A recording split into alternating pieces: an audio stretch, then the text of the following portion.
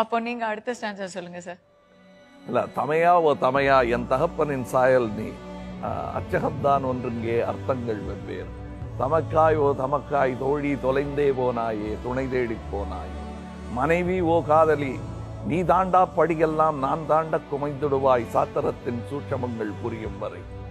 அவர் சொன்னவரே அதுக்கப்புறம் வரும். மகனே ஓ மகனே என் விந்திட்ட விதையே செடியே மரமே காடே மறுபிறப்பே மரண சௌகரியமே வாழ்.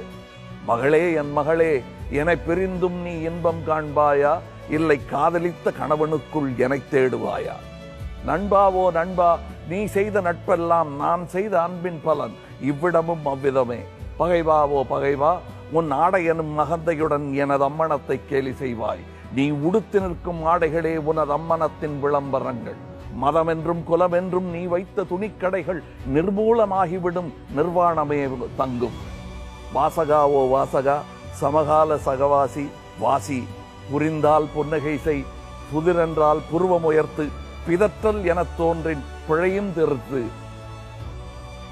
ஆம், எனது கவி உனதும் தான், நாளை உன் வரியில் நான் தெரிவேன்.